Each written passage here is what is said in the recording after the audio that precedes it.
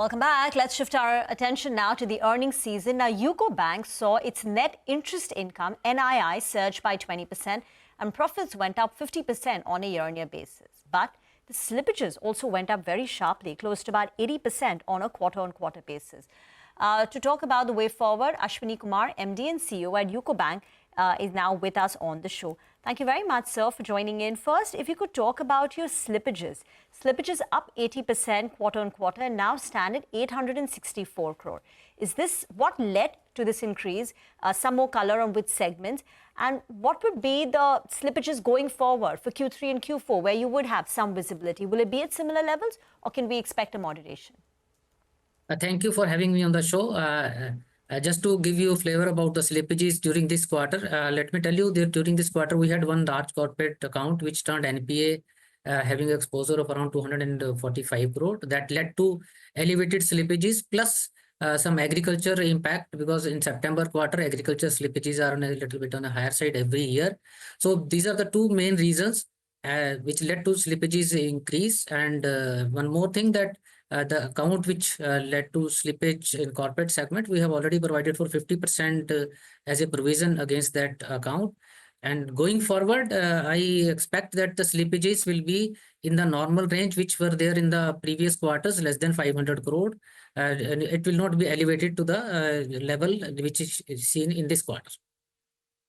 Mr. Kumar, good morning. Thank you for joining in. You said you provided for 50% of the account that recently slipped into an NPA. But what about the remaining 50%? When do you expect to provide that for? And part two of my question is, there was a massive write-off as well during this quarter. Why have recoveries been on the lower side this time around? The remaining amount we will be providing in the normal course of business, maybe in the next quarter and going forward. And so far as the recoveries are concerned, we had total recoveries of more than 900 crore. Major recoveries were in the write-off accounts also. So total recoveries put together were more than 900 crore from the various accounts in this quarter. And the slippages were, I told you, in the main account, one main account was there. And going forward, we expect that the slippages we will contain and the recovery and upgradation will improve next quarter onwards. Do you have a gross NPA number which you could end the year with?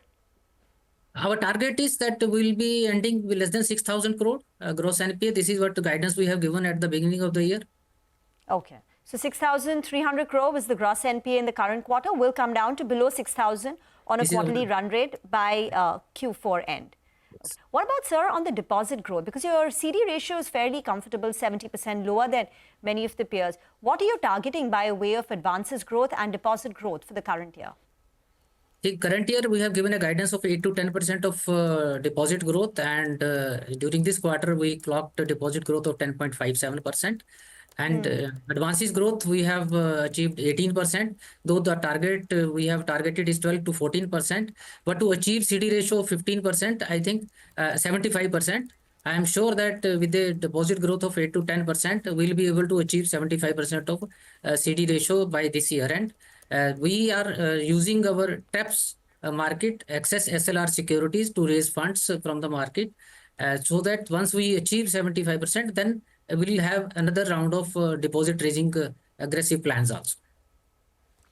Would you look to increase your advances growth? Because it's currently higher than what your guidance is. Yeah, our guidance continues to remain the same. But even if the opportunity is there where we get a profitable business opportunity to lend at a reasonable margins, then we will improve our guidance also. But currently, we continue to have our guidance of 12 to 14%.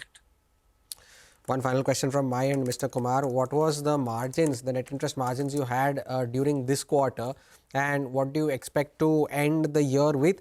And if I can add one more question to that as well, which is not related to NIMs, but you have many accounts which are currently at the NCLT. What kind of recovery do you expect from those in the next 6 to 12 months?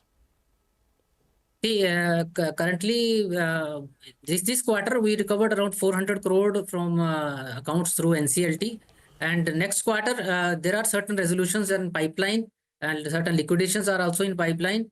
We expect a good amount of recovery, but exact numbers, it will not be possible for me to give until unless we get a resolution plan and everything on table.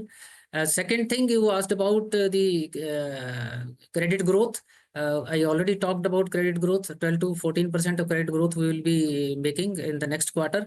NIM, we have improved our NIM. A year back, our NIM was 2.84%, and now we have reached a global NIM of 3.10% and domestic NIM of 3.26%, 3.30%. And NIM is aided by our increase in NI also, well supported by our cost reduction also through CASA, maintaining our CASA 38%.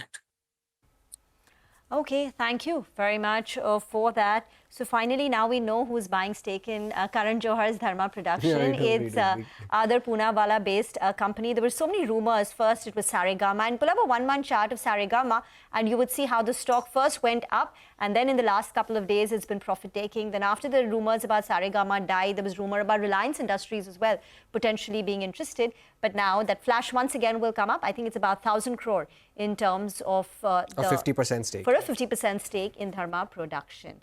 We'll get into a break. We'll come back and talk technicals with Soni Patnaik. Stay tuned.